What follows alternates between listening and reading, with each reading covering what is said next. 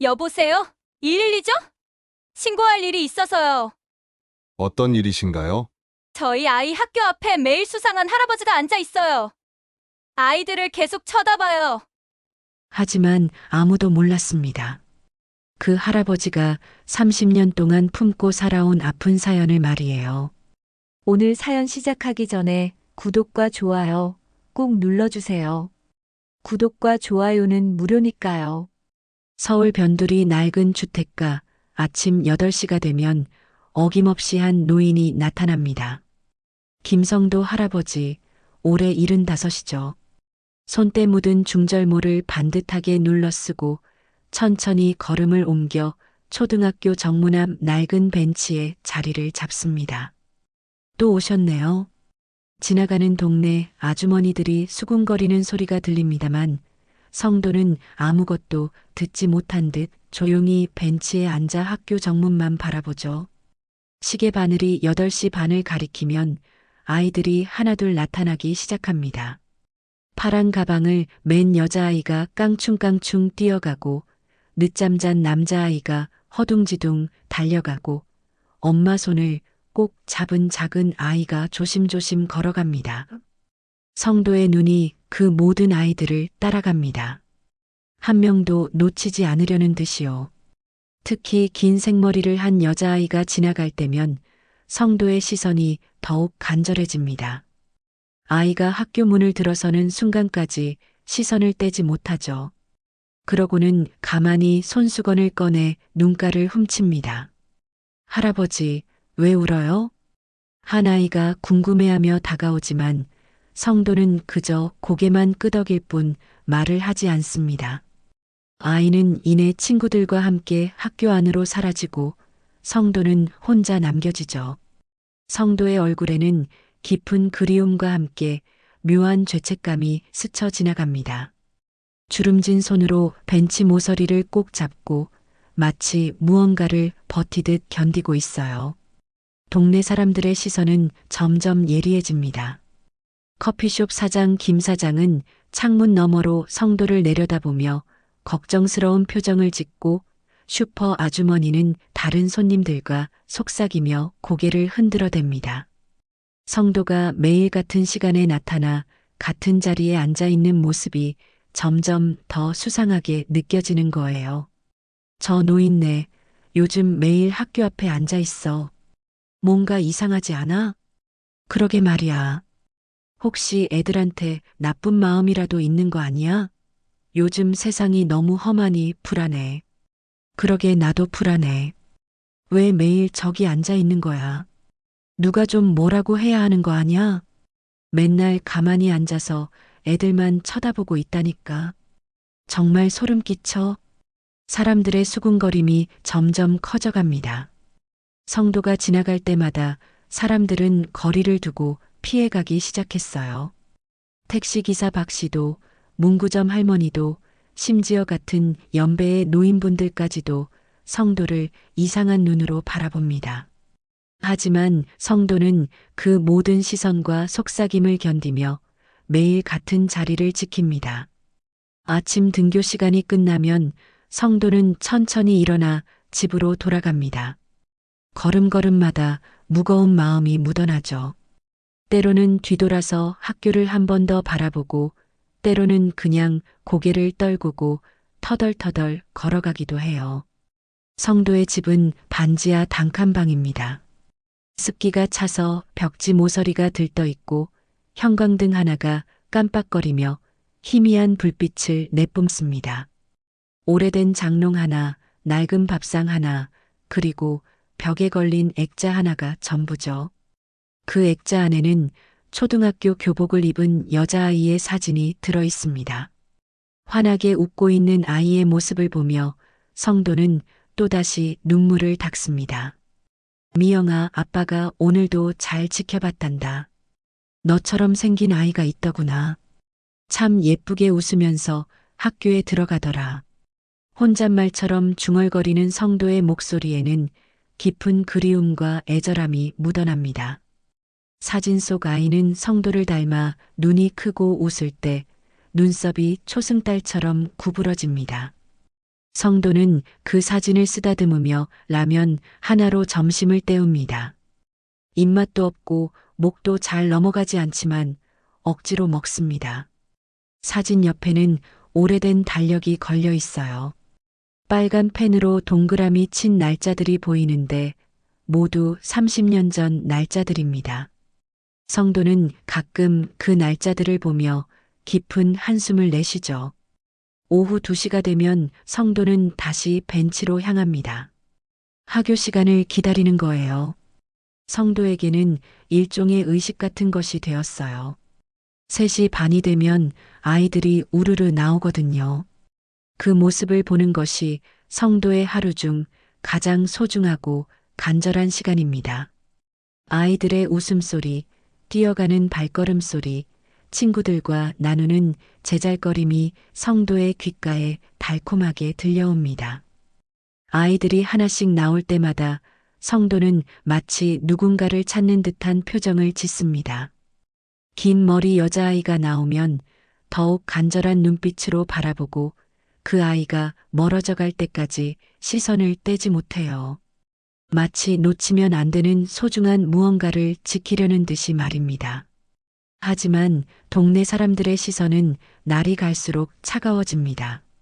카페 사장도 슈퍼 아주머니도 심지어 같은 노인분들마저 성도를 이상하게 바라보죠. 길에서 마주치면 고개를 돌리거나 피해가기 일쑤입니다.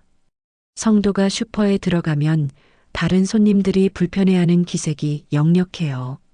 저 할아버지 정말 이상해. 맨날 애들만 쳐다보고 앉아 있어. 말도 안 하고. 혹시 치매라도 있는 건 아닐까? 아니면 정말 위험한 사람인 건 아닐까? 우리가 뭔가 조치를 취해야 하는 거 아냐? 학교에 얘기라도 하든지. 우리 아이가 그 앞으로 지나다니는 게 불안해 죽겠어. 동네 사람들의 걱정 섞인 목소리가 점점 커져갑니다. 특히 아이를 둔 학부모들의 불안은 날로 증가했죠. 성도 앞으로 지나갈 때마다 아이 손을 더 꼭 잡고 빨리 지나가려 하는 모습들이 눈에 띕니다. 하지만 성도는 모릅니다. 자신이 얼마나 큰 오해를 받고 있는지, 그리고 곧 어떤 일이 벌어질지 말입니다. 저녁 무렵 집으로 돌아온 성도는 다시 액자 속 사진을 바라봅니다. 사진 속 아이는 여전히 환하게 웃고 있고 그 옆에는 젊은 시절의 성도가 딸을 안고 있는 모습도 보입니다. 성도는 그 웃음을 보며 내일도 같은 자리에서 기다릴 것을 다짐합니다. 미영아, 아빠가 늦어서 미안해. 이제라도 기다려줄게. 매일매일 기다려줄게. 무엇을 기다리는지는 아무도 모르지만 성도만은 알고 있습니다. 자신이 지켜내지 못했던 그 약속을, 자신이 놓쳐버린 그 소중한 시간을 이제라도 되찾으려 한다는 것을요. 벽시계가 밤 10시를 가리키고 성도는 내일 아침을 기다리며 잠자리에 듭니다. 꿈속에서라도 딸을 만날 수 있기를 바라면서요. 일주일이 지나고 동네 사람들의 불안은 걱정을 넘어 공포로 바뀌기 시작했습니다. 성도가 매일 같은 시간에 나타나 학교 앞 벤치에 앉아 아이들을 바라보는 모습이 이제는 너무나 일상이 되어버렸거든요. 하지만 그 일상이 사람들에게는 불길한 전조처럼 느껴졌습니다. 엄마, 저 할아버지 또 있어. 6살 지우가 엄마 손을 잡고 학교 앞을 지나가며 말했습니다.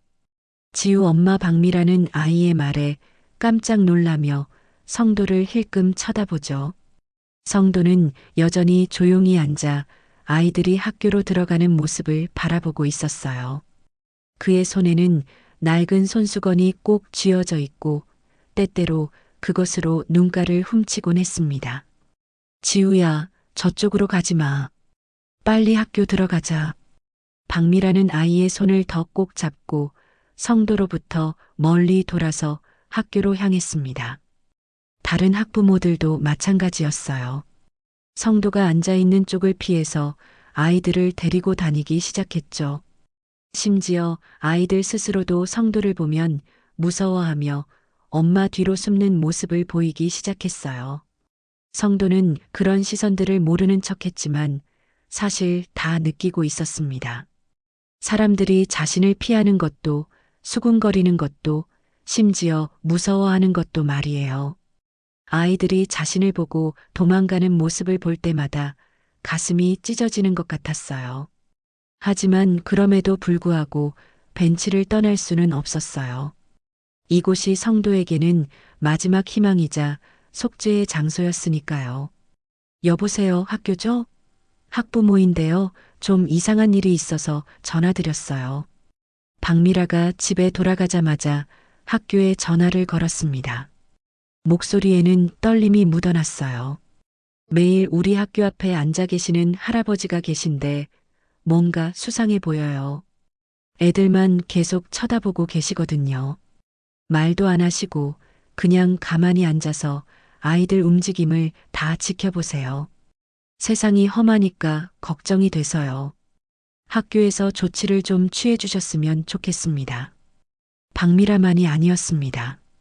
그날 오후에만 학교로 걸려온 전화가 5통이 넘었어요. 모두 성도에 대한 민원이었죠. 학부모 단체 채팅방에서도 성도에 대한 이야기가 연일 오르내렸어요. 우리 아이가 그 할아버지 무서워해요. 저희 애도 그래요. 저희도 파악하고 있는 상황입니다. 일단 관찰을 좀 더 해보고 필요하면 조치를 취하겠습니다. 교무주임 선생님의 답변은 신중했지만 학부모들의 불안은 좀처럼 가라앉지 않았어요. 오히려 학교 측의 애매한 대응에 더욱 불만이 커져갔죠. 다음 날 아침 평소와 다름없이 벤치에 앉은 성도 앞으로 한 학부모가 다가왔습니다. 아이 둘을 둔 엄마 정수진이었어요. 다른 학부모들과 달리 정수진은 직접 성도에게 말을 걸기로 마음먹었거든요. 더 이상 이런 상황을 방치할 수 없다고 생각했거든요. 어르신, 실례지만 매일 여기 앉아 계시는 특별한 이유가 있으세요? 정수진의 목소리는 조심스러웠지만 단호했습니다. 성도는 깜짝 놀라며 고개를 들었어요. 누군가 자신에게 말을 거는 것이 오랜만이었거든요. 성도의 눈에는 당황과 함께 뭔가 간절한 빛이 스쳤어요. 아, 그냥 아이들이 예뻐서요. 성도의 대답은 떨리고 어색했습니다. 목소리도 작고 확신이 없어 보였죠. 정수진은 그 대답에 더욱 의심을 품었어요. 그냥 예뻐서요? 매일 같은 시간에 오셔서 아이들만 보고 계시는 게 좀 아이를 둔 부모로서 불편합니다. 다른 할아버지들은 공원에서 바둑도 두고 그러시는데 왜 꼭 학교 앞에만 계세요? 저는 나쁜 사람이 아닙니다. 성도의 목소리가 더욱 작아졌어요. 그의 눈에는 당황과 함께 깊은 슬픔이 스며들었죠. 손도 덜덜 떨리고 있었어요. 정수진은 성도의 반응을 보고 더욱 확신을 가졌습니다. 뭔가 숨기고 있는 게 분명하다고 말이에요. 그럼 왜 매일 여기 오시는 거예요? 솔직히 말씀해 주세요. 우리 아이들이 불안해해요. 저희 딸이 어제는 학교 가기 싫다고 울었거든요. 성도는 대답하지 못했습니다. 어떻게 설명해야 할지, 무엇부터 말해야 할지 알 수가 없었거든요. 30년 전의 그 이야기를, 자신의 죄책감을, 그리고 이곳에 앉아 있는 진짜 이유를 어떻게 말할 수 있겠어요. 그 복잡하고 아픈 감정을 어떻게 한두 마디로 설명할 수 있겠어요. 저는 그냥 해치려는 게 아니에요. 정말 아니에요. 말이 막힌 성도를 보며 정수진은 더욱 의심을 굳혔습니다. 성도의 모습이 더욱 수상해 보였거든요. 제대로 된 답변도 못하고 자꾸 회피하려고만 하고 말이에요. 정수진은 그 자리를 떠나면서 다른 학부모들에게 이 일을 알렸어요. 그 할아버지한테 물어봤는데 제대로 대답도 못하시더라고. 뭔가 숨기고 있는 게 분명해. 나쁜 사람 아니라고만 하시고 왜 여기 계시는지는 말 안 하시고. 그럼 어떡해? 우리가 가만히 있을 수는 없잖아. 경찰에 신고하는 게 어때? 아이들 안전이 더 중요하지. 맞아. 혹시라도 우리 아이들한테 무슨 일이라도 생기면 어떡해? 학부모들의 모임에서 성도에 대한 이야기가 주요 안건이 되었습니다. 불안과 걱정이 점점 커져가고 급기야 누군가는 적극적인 행동을 취해야 한다는 목소리가 나오기 시작했어요. 학부모 단체 채팅방은 성도에 대한 이야기로 도배되었죠. 그날 오후 성도는 평소처럼 학교 시간을 기다리며 벤치에 앉아 있었습니다. 하지만 뭔가 달랐어요. 학부모들의 시선이 더욱 날카로워졌고 아이들을 데리러 온 부모들이 성도를 멀리서 가리키며 수군거리는 모습이 눈에 띄었거든요. 심지어 몇몇 학부모들은 성도를 직접 촬영하기까지 했어요. 저 할아버지 때문에 우리 아이가 무서워해. 정말 뭔가 조치를 취해야겠어. 내일부터 다른 길로 데려다 줘야겠다. 사진 찍어서 경찰서에 가져가자. 성도의 귀에도 그런 말들이 들렸습니다. 가슴이 먹먹해지고 숨이 막혔어요. 자신이 아이들을 해치려는 게 아닌데 단지 지켜주고 싶은 마음뿐인데 왜 사람들은 자신을 그렇게 보는 걸까요? 30년 전 그날의 후회와 죄책감이 다시 밀려왔어요. 집으로 돌아가는 길, 성도의 발걸음은 평소보다 더욱 무거웠습니다. 동네 사람들의 시선이 따가웠고 길에서 마주치는 사람들마다 자신을 피해가는 것 같았어요. 슈퍼 아주머니도 택시 기사도 심지어 같은 연배의 노인들까지도 성도를 보면 고개를 돌렸어요. 미영아, 아빠가 뭘 잘못한 걸까? 너를 지켜주고 싶은 마음뿐인데.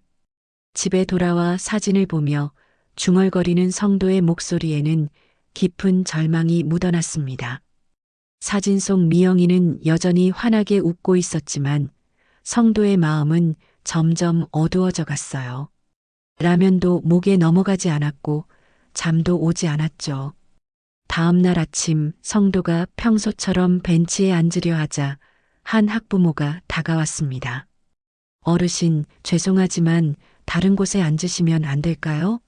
아이들이 무서워해요. 제발 좀 이해해 주세요.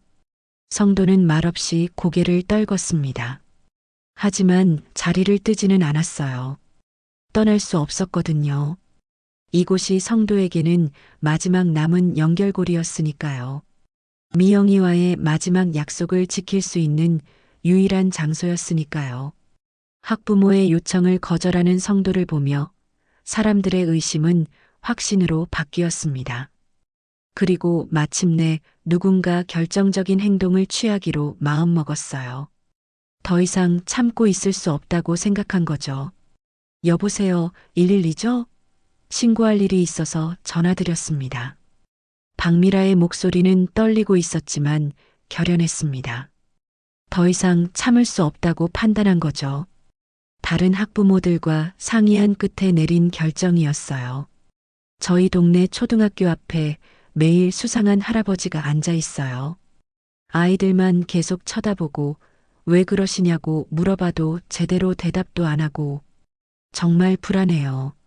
전화를 받은 경찰관은 침착하게 상황을 정리했습니다.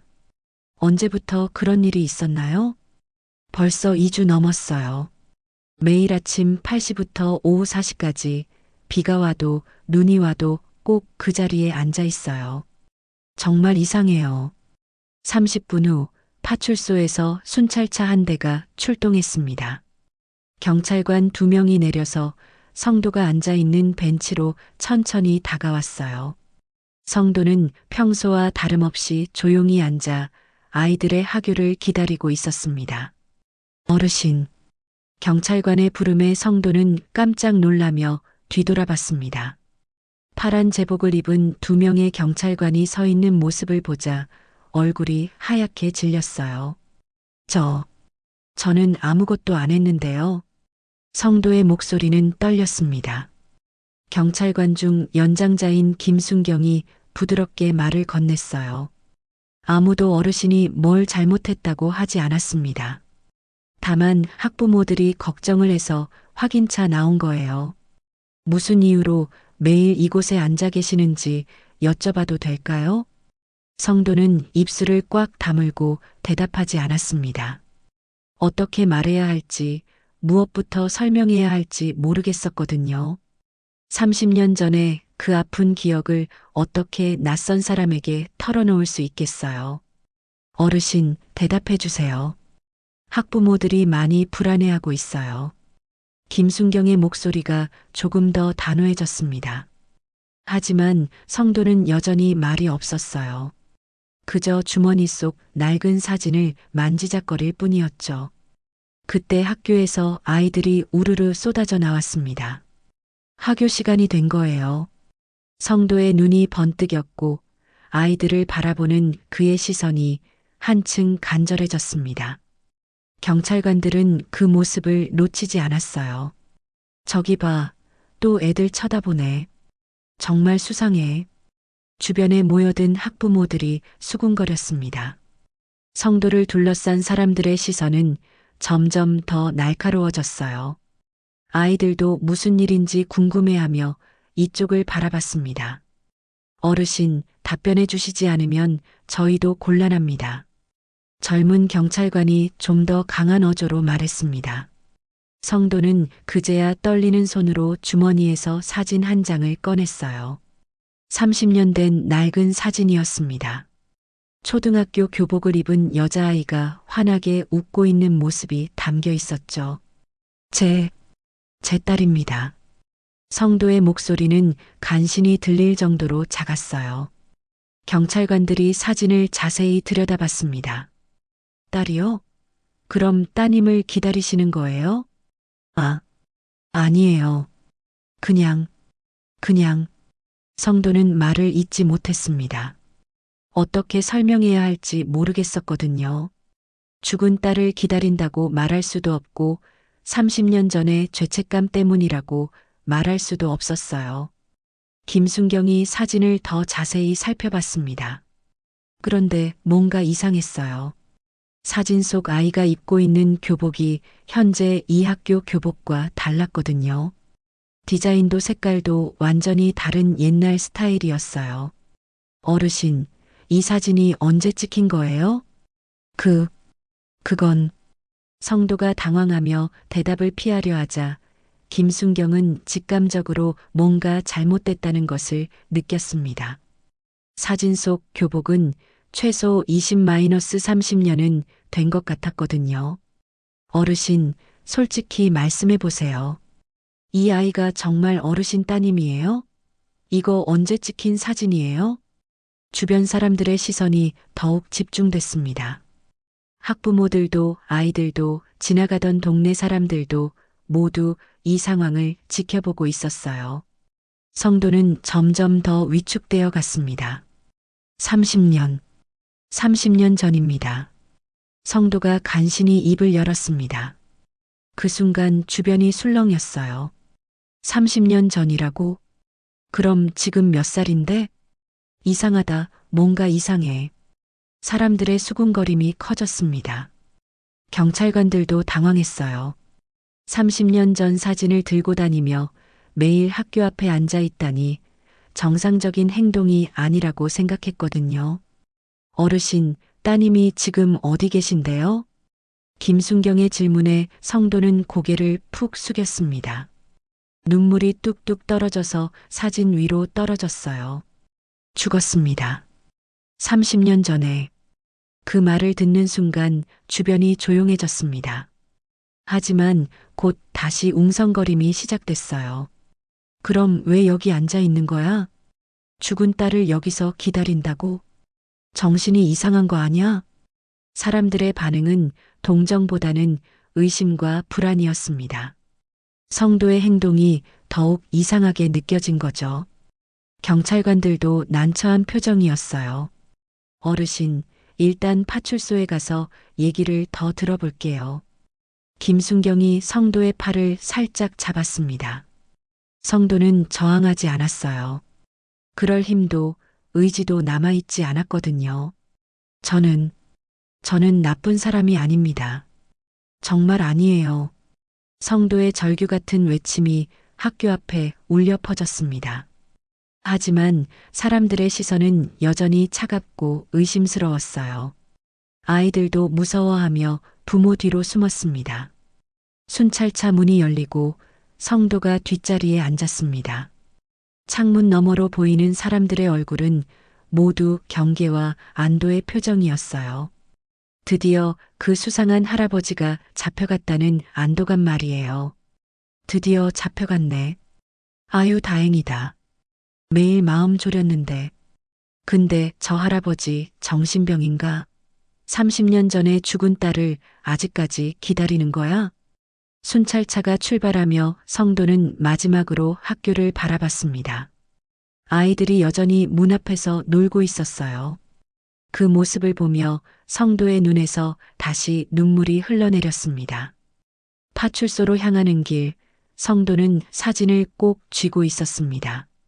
30년 전 그날의 기억이 파도처럼 밀려왔어요.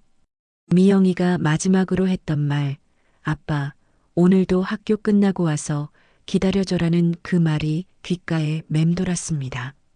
성도는 알고 있었습니다. 이제 더 이상 그 벤치에 앉을 수 없다는 것을, 사람들이 자신을 어떻게 보는지도.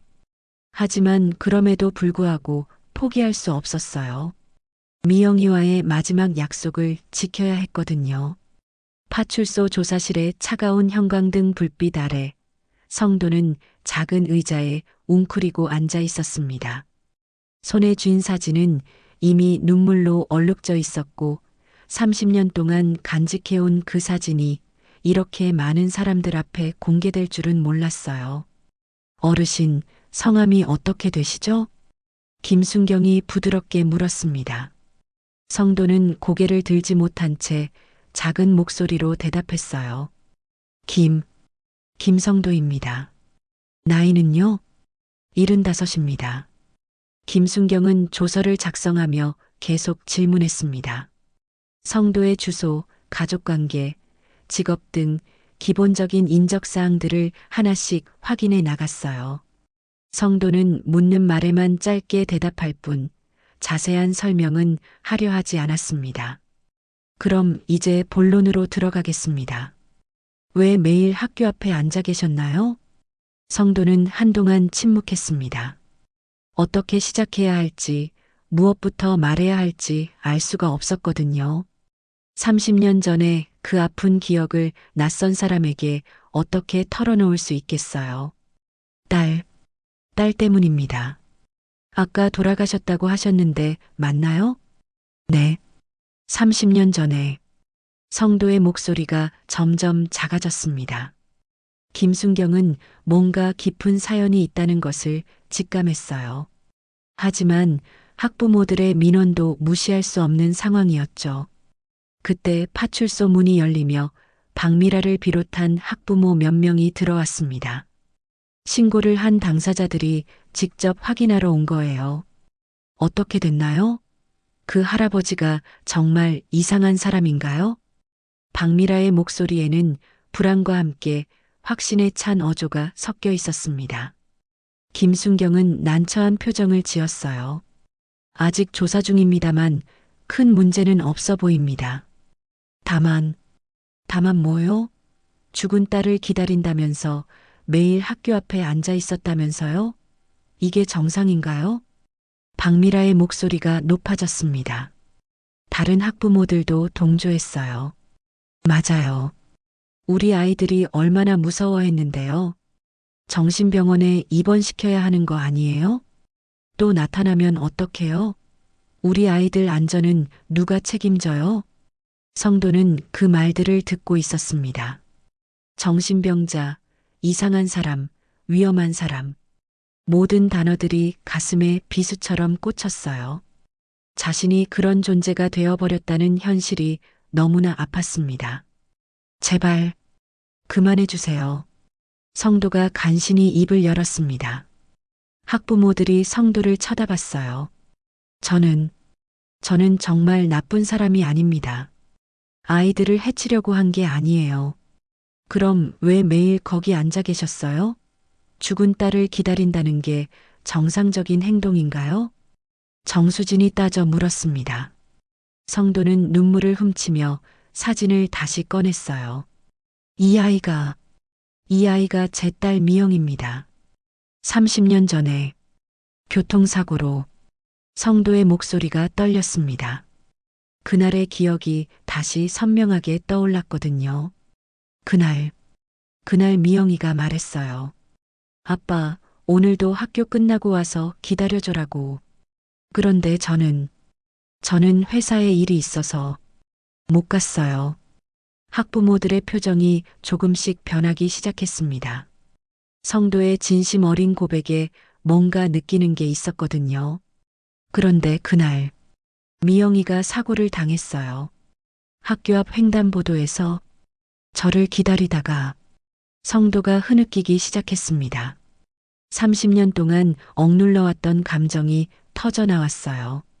제가 약속을 지켰다면 미영이가 혼자 길을 건너지 않았을 텐데, 제가 그 자리에서 기다렸다면 파출소 안이 조용해졌습니다.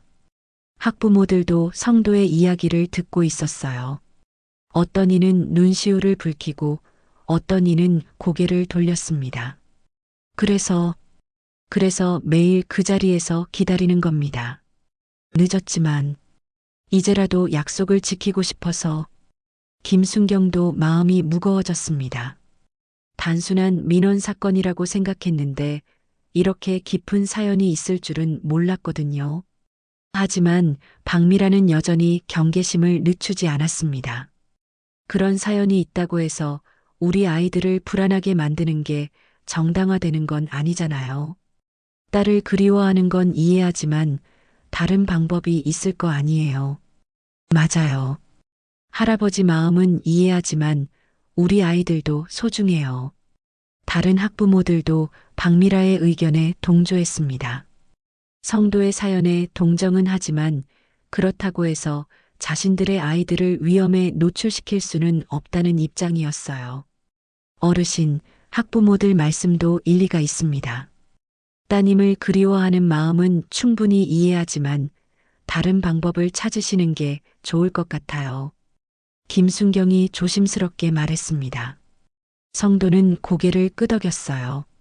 사람들의 시선과 오해를 이해하지 못하는 건 아니었거든요. 알겠습니다. 더 이상 학교 앞에 가지 않겠습니다. 성도의 약속에 학부모들은 안도했습니다. 하지만 성도의 마음은 더욱 무거워졌어요. 미영이와의 마지막 연결고리를 잃는 것 같았거든요. 그럼 오늘은 이것으로 마무리하겠습니다. 어르신, 약속 꼭 지켜주세요. 성도는 파출소를 나섰습니다.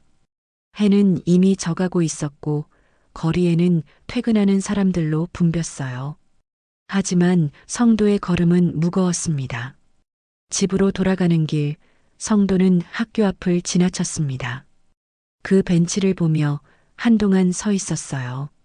30년 동안 지키지 못했던 약속을 조금이라도 지킬 수 있었던 유일한 장소였는데 이제는 그조차 포기해야 하는 상황이 되었습니다. 미영아, 아빠가 또 약속을 못 지키겠구나. 성도의 눈에서 눈물이 흘러내렸습니다. 집에 돌아와서도 잠이 오지 않았어요. 사진을 보며 밤새 뒤척였습니다. 파출소에서의 일이 있은 지 사흘 후 성도는 약속을 지키고 있었습니다. 더 이상 학교 앞 벤치에 앉지 않았어요. 하지만 마음은 여전히 그곳에 머물러 있었죠. 집안에서만 지내며 창문 너머로 학교 방향을 바라보는 것이 전부였습니다. 성도의 하루는 단조로웠어요. 아침에 일어나면 창가에 서서 아이들이 등교하는 모습을 멀리서 바라보고 오후에도 같은 자리에서 하교하는 아이들을 지켜봤습니다. 벤치에 앉을 수는 없지만 적어도 이렇게라도 지켜볼 수는 있었거든요. 그런데 동네 분위기는 더욱 험악해졌습니다. 성도에 대한 소문이 온 동네에 퍼진 거예요. 사람들은 성도를 정신병자 할아버지, 위험한 노인이라고 부르기 시작했어요. 마치 전염병 환자를 대하듯 피하고 멀리했죠. 그 할아버지 죽은 딸을 기다린다면서 학교 앞에 매일 앉아 있었대. 정신병인가 보네. 우리 동네에 그런 사람이 살고 있다니 무서워. 혹시 치매는 아닐까? 위험하긴 마찬가지지만. 슈퍼 아주머니도, 카페 사장도, 심지어 같은 아파트에 사는 사람들까지도 성도를 피하기 시작했어요. 성도가 길을 걸으면 사람들은 길을 바꿔서 돌아갔고, 상점에서는 물건을 팔기를 꺼려했습니다. 어떤 이는 대놓고 여긴 들어오지 마세요라며 손사래를 치기도 했어요. 성도는 그런 시선들을 견디며 최대한 조용히 지내려 했어요. 필요한 것만 사러 나갔다가 바로 집으로 돌아오곤 했죠. 장 보러 갈 때도 사람들이 적은 이른 아침이나 늦은 저녁을 택했어요. 그런데도 사람들의 편견과 차별은 점점 더 심해져만 갔습니다. 저 할아버지 때문에 우리 동네 이미지도 나빠져. 부동산 가격도 떨어질 거야. 다른 데로 갔으면 좋겠어. 성도는 그런 말들을 들으면서도 참았습니다. 어쩔 수 없는 일이라고 생각했거든요. 사람들이 자신을 오해하는 것도 두려워하는 것도 이해할 수 있었어요. 다만 그것이 너무나 아플 뿐이었습니다. 그러던 어느 날 오후 성도는 약국에 가야 했어요. 혈압약이 떨어져서 말이죠.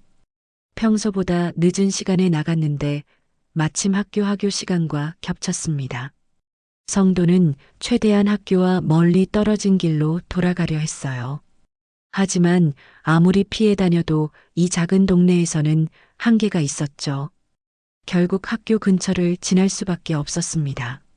성도는 모자를 깊숙이 눌러 쓰고 고개를 푹 숙인 채 빠르게 걸었어요. 누군가 알아보면 또 문제가 될 것 같았거든요. 하지만 운명은 그를 그냥 내버려 두지 않았습니다. 그때였어요. 한 아이가 학교 정문 앞에서 넘어져 무릎을 다쳤습니다. 아마 친구들과 뛰어놀다가 실수한 것 같았어요. 7살 정도 되어 보이는 여자아이였는데 무릎에서 피가 나며 울고 있었습니다. 친구들은 무서워서 멀찍이 서 있기만 하고 마침 주변에는 어른이 없었어요. 성도는 잠깐 망설였어요.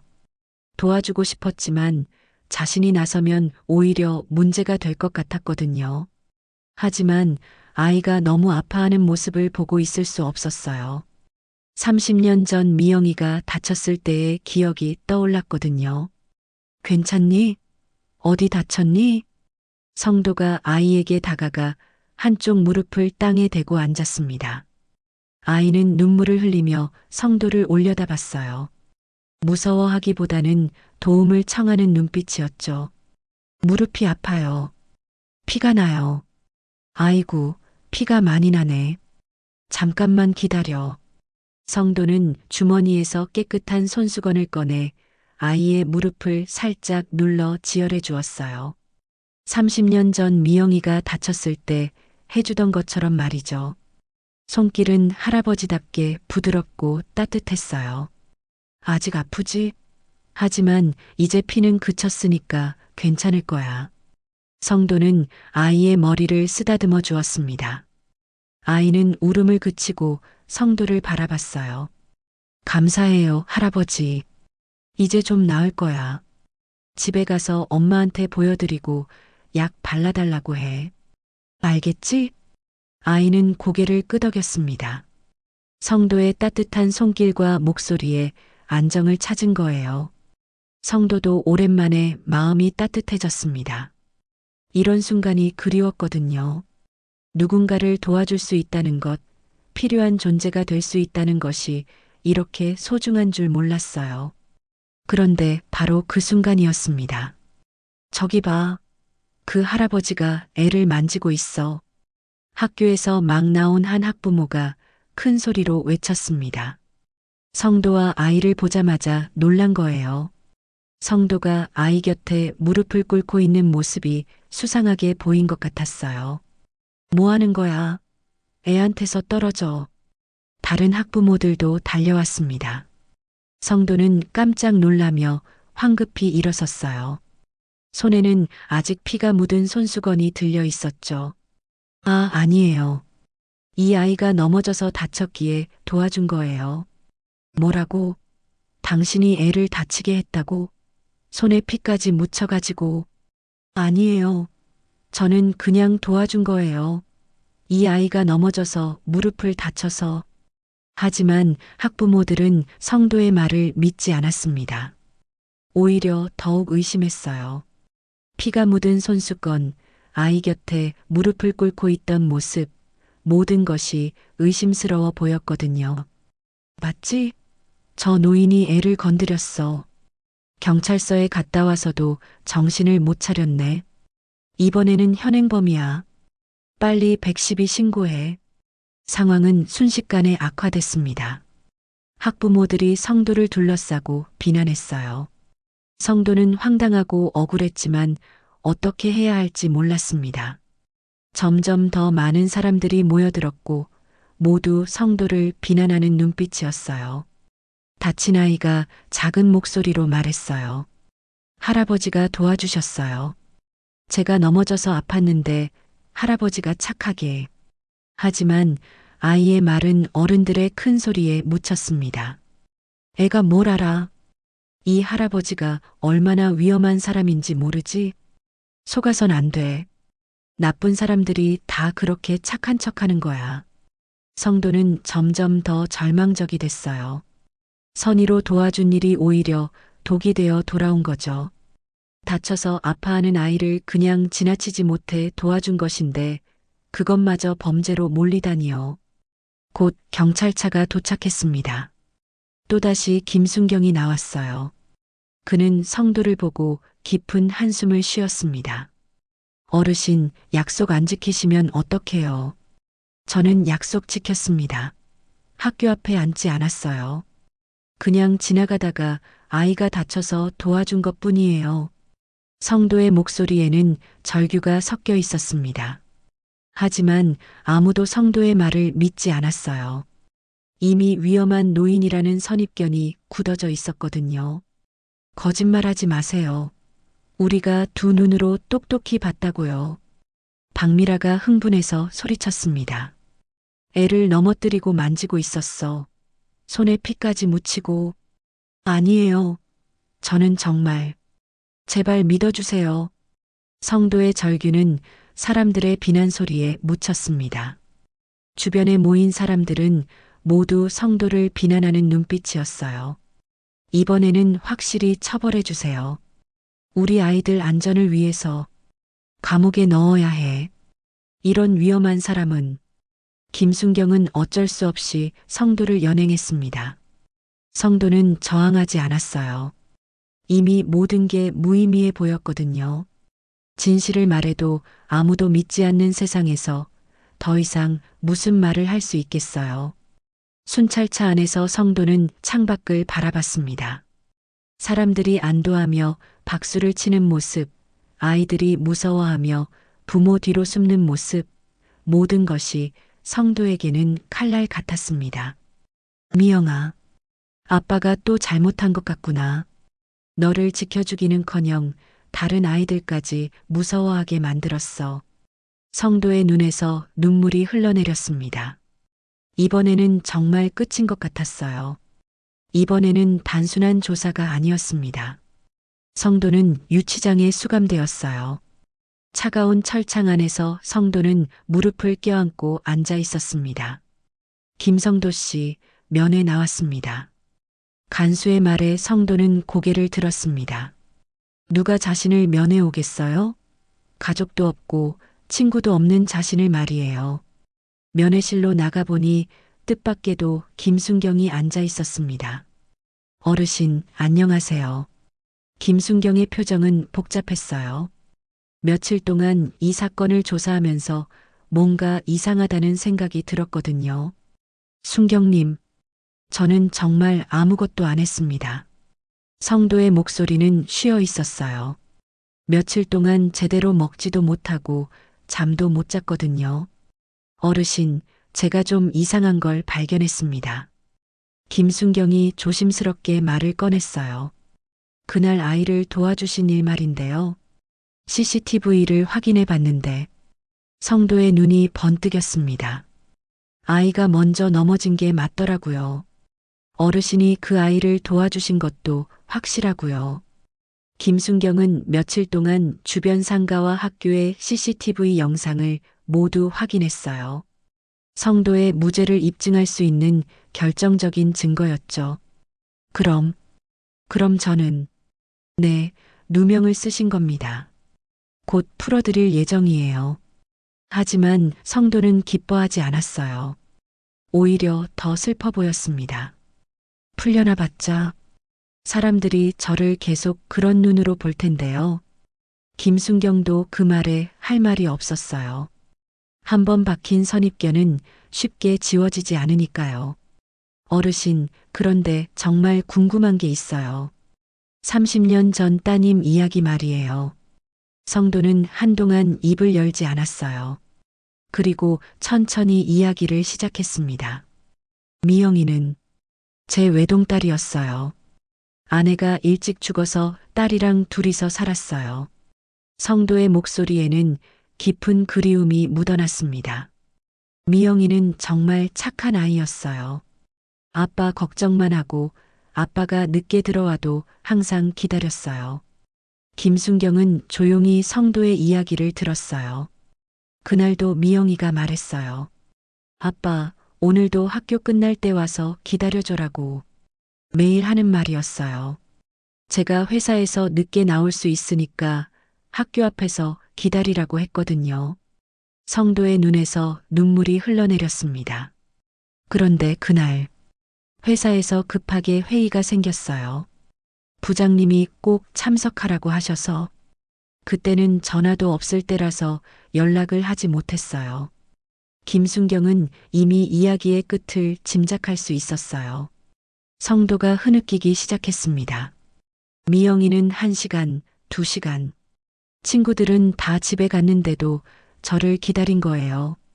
그러다가 계속 아빠가 오지 않으니까 혼자 집에 가려고 길을 건드는데 교통사고를, 네, 트럭이 미영이를 쳤어요.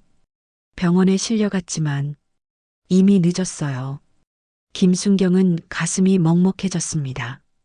30년 전에 그 아픈 기억이 얼마나 성도를 괴롭혔을지 상상할 수 있었거든요. 제가 약속을 지켰으면 미영이는 죽지 않았을 거예요. 어르신, 30년 동안 그 생각만 했어요. 내가 미영이를 데리러 갔으면 그런 일은 일어나지 않았을 텐데. 성도는 30년 동안 자신을 용서하지 못했어요. 딸을 지키지 못한 아버지라는 죄책감이 그를 짓눌러 왔죠. 그래서 매일 학교 앞에서 기다리는 거였어요. 늦었지만 이제라도 약속을 지키고 싶어서. 김순경은 이제야 성도의 마음을 완전히 이해할 수 있었어요. 단순한 그리움이 아니라 속죄의 마음이었던 거죠. 미영이를 닮은 아이들을 보면 마치 미영이가 살아있는 것 같았어요. 그 아이들이 안전하게 학교에 가고 안전하게 집에 가는 걸 지켜보는 게 제가 할 수 있는 유일한 일이었어요. 그런데 사람들이 오해했네요. 네, 저도 이해해요.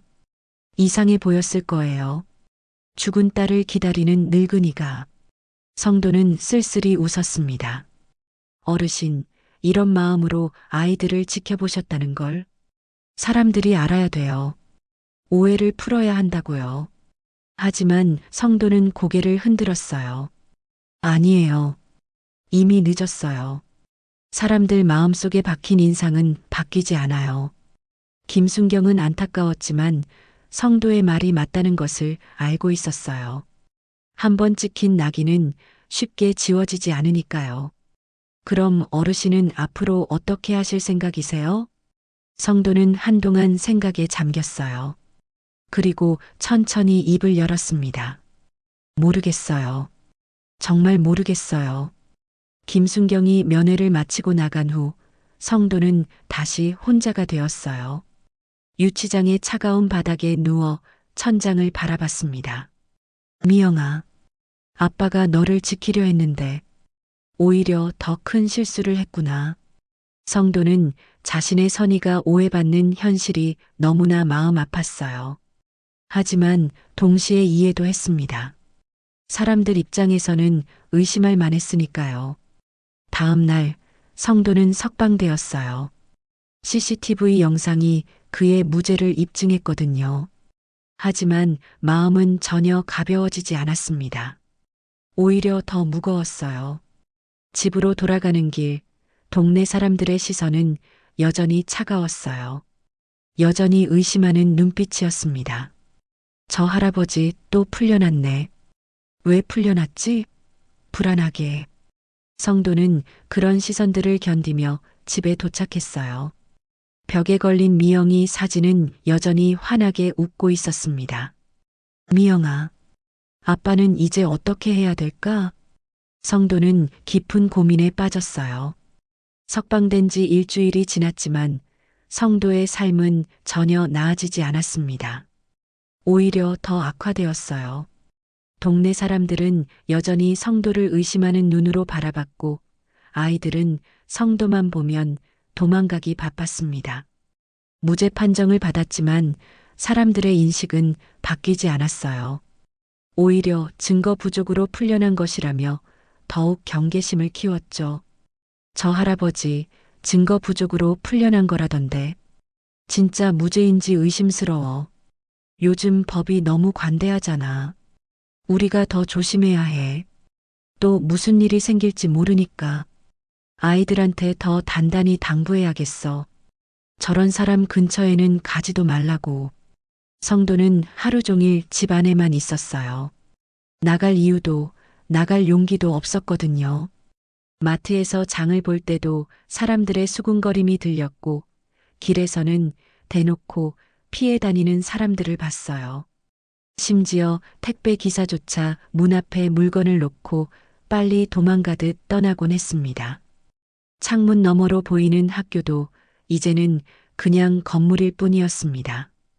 더 이상 그곳에서 아이들을 지켜볼 수도 없고 미영이와의 약속을 이어갈 수도 없었어요.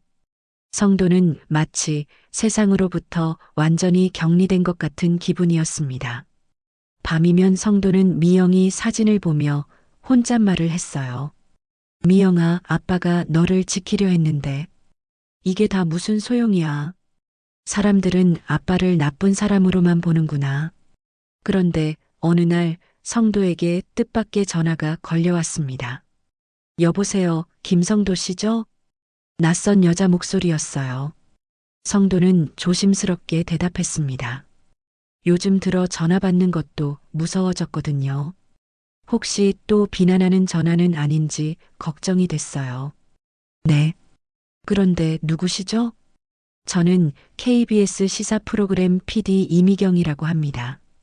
선생님 이야기를 들었는데 인터뷰를 좀 하고 싶어서 연락드렸어요. 인터뷰요? 성도는 당황했어요.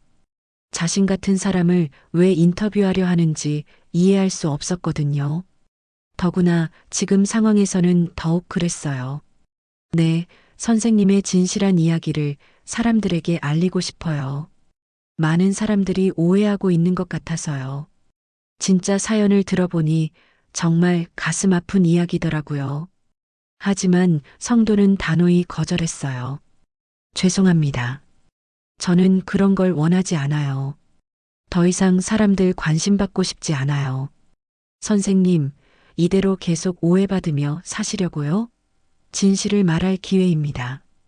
30년 전 따님 이야기, 그리고 선생님이 정말로 하고 싶었던 일들을 사람들이 알아야 해요. 아니에요. 그냥 조용히 살고 싶어요. 제발 그냥 내버려 두세요. 성도는 전화를 끊었어요. 더 이상 관심받고 싶지 않았거든요. 관심받을수록 더 큰 상처만 받는다는 걸 이미 뼈저리게 느꼈으니까요. 그냥 사라지고 싶었어요. 하지만 며칠 후 더 충격적인 일이 벌어졌습니다. 동네 상가 연합회에서 성도에게 공문을 보낸 거예요. 내용은 지역 주민들의 불안감 해소를 위해 이주를 권고한다는 것이었습니다. 마치 성도가 동네의 골칫거리라도 되는 것처럼 말이에요. 공문을 읽은 성도는 손이 덜덜 떨렸어요. 30년을 살아온 이 동네에서 미영이와 함께 추억을 쌓아온 이곳에서 쫓겨나게 된 것입니다. 결국 자신은 이 동네에서 환영받지 못하는 존재가 된 거죠. 미영이도 이 동네에서 태어나고 자랐는데 아빠까지 쫓겨나면 미영이 흔적도 다 사라지는 거 아닌가. 성도는 그날 밤 한잠도 자지 못했어요. 미영이 사진 앞에 앉아 오랫동안 생각했습니다. 미영아, 아빠가 너를 지키려 했는데 오히려 모든 걸 망쳤구나.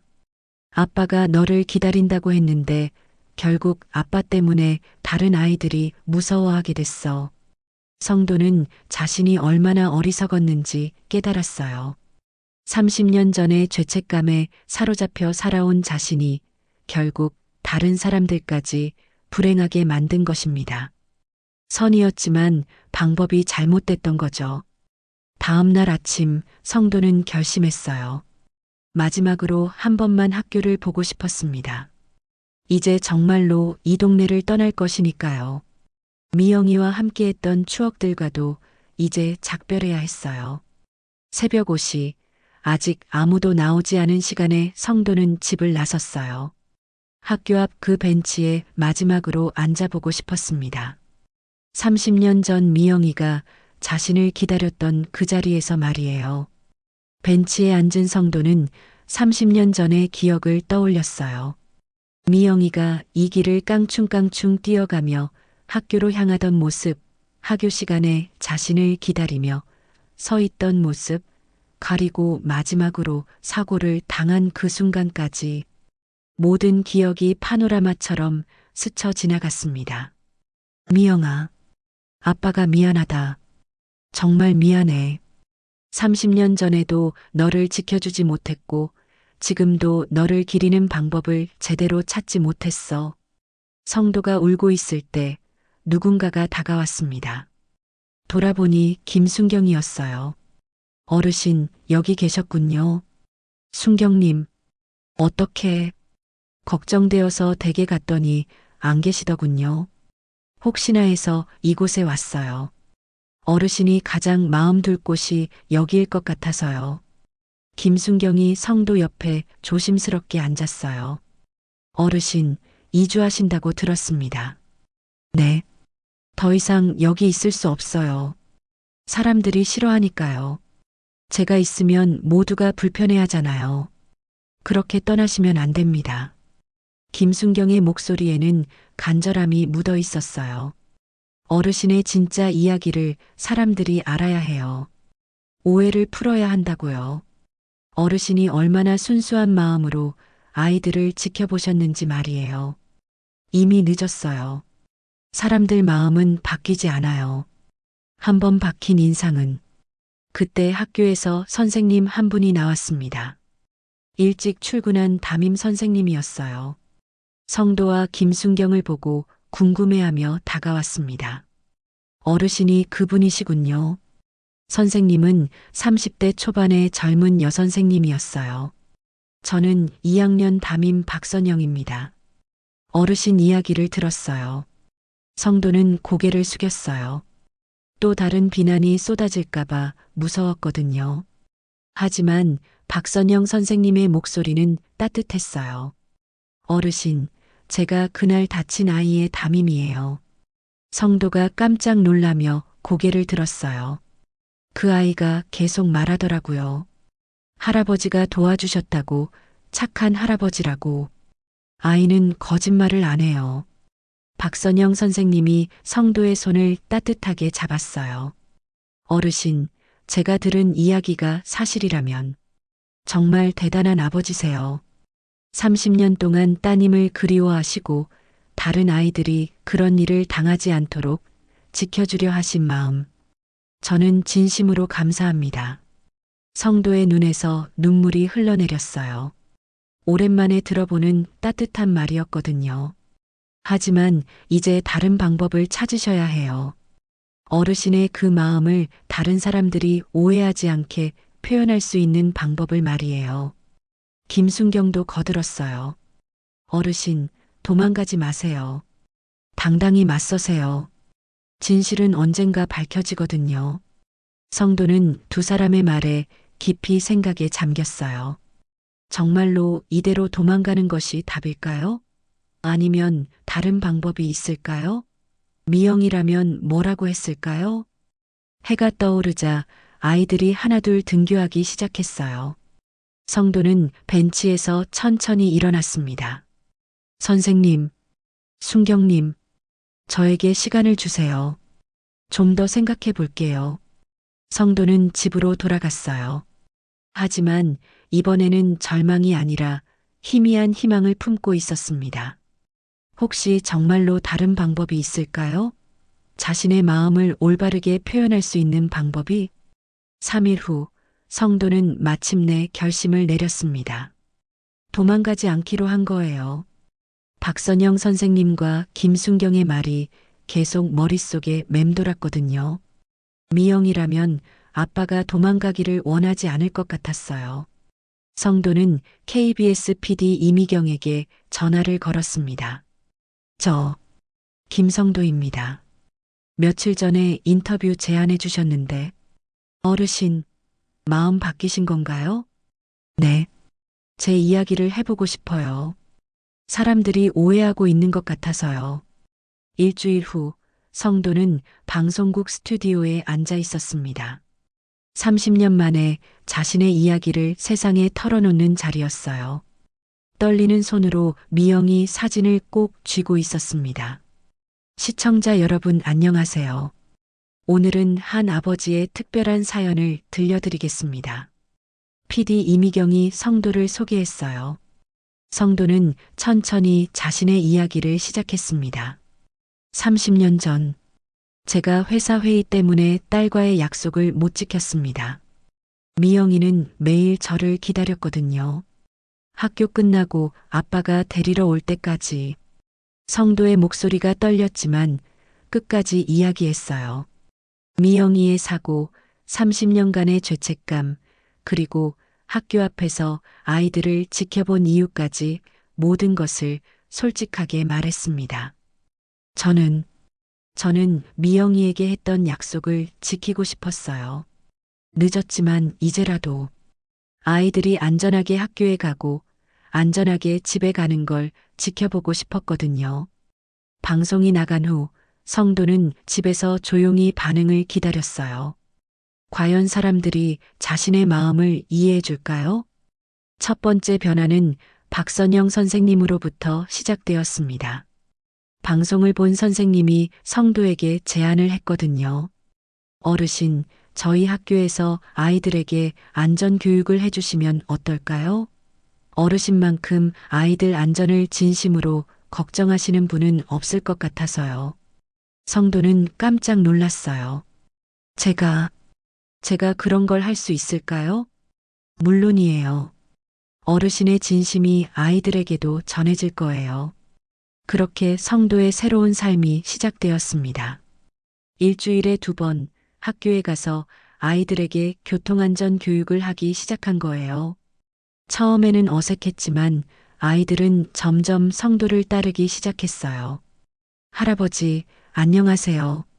할아버지가 계셔서 길 건널 때 안 무서워요. 아이들의 밝은 웃음소리를 들을 때마다 성도의 마음도 따뜻해졌어요.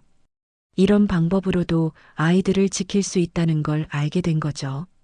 동네 사람들의 시선도 조금씩 바뀌기 시작했습니다. 방송을 본 사람들이 성도의 진짜 마음을 이해하게 된 거예요. 그런 사연이 있었구나. 30년 동안 얼마나 마음이 아프셨을까. 그런 줄도 모르고 내가 오해했네. 물론 모든 사람이 바뀐 건 아니었어요. 여전히 의심하는 사람들도 있었죠. 하지만 성도는 괜찮았어요. 모든 사람이 자신을 이해해 줄 거라고 기대하지도 않았으니까요. 가장 큰 변화는 박미라였어요. 처음 신고했던 그 학부모 말이에요. 어느 날 성도가 안전교육을 마치고 나오는데 박미라가 기다리고 있었어요. 어르신, 박미라의 목소리는 작았어요. 제가 어르신을 잘못 생각했어요. 방송 봤는데 어르신께 너무 죄송하더라고요.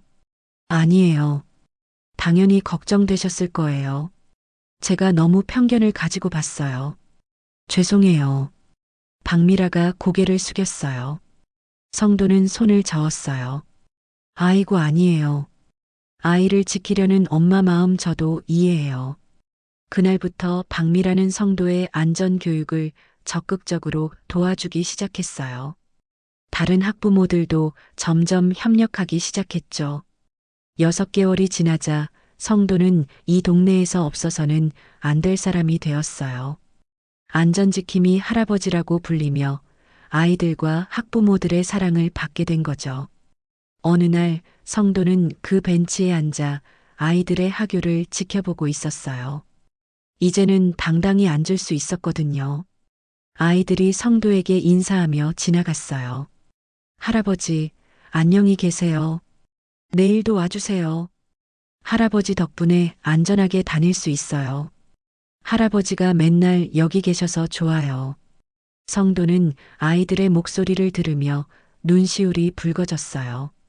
30년 만에 처음으로 마음이 평안해진 것 같았어요. 그때 한 여자아이가 성도에게 다가왔어요. 긴 생머리를 한 아이였는데 미영이와 비슷한 모습이었어요. 할아버지, 이거 할아버지 선물이에요. 아이가 직접 그린 그림을 건넸어요.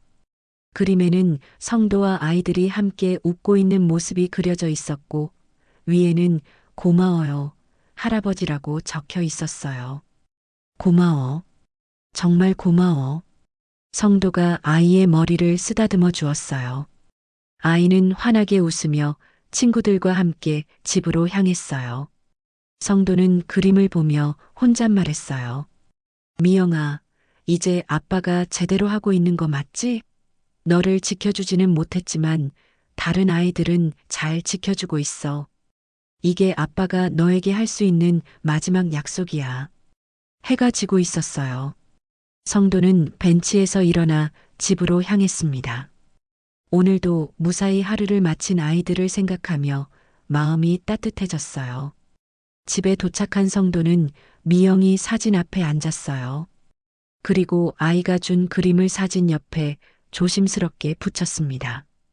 미영아, 아빠가 드디어 찾았어. 너를 기리는 올바른 방법을. 이제 아빠는 행복해. 너도 하늘에서 웃고 있지? 사진 속 미영이는 여전히 환하게 웃고 있었어요. 마치 잘했어. 아빠라고 말하는 것 같았습니다. 성도는 창밖을 바라봤어요. 내일도 아이들이 안전하게 학교에 가고 안전하게 집으로 돌아갈 것입니다.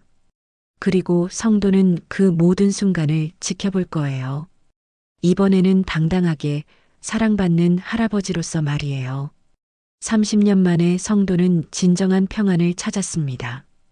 미영이와의 약속도 다른 아이들과의 새로운 약속도 모두 지킬 수 있게 된 거죠. 늦었지만 진짜 사랑하는 방법을 찾은 겁니다. 오늘 사연 어떠셨나요? 재미있으셨다면 구독, 좋아요, 그리고 공유도 꼭 해주세요. 더 재미있는 이야기로 찾아올게요.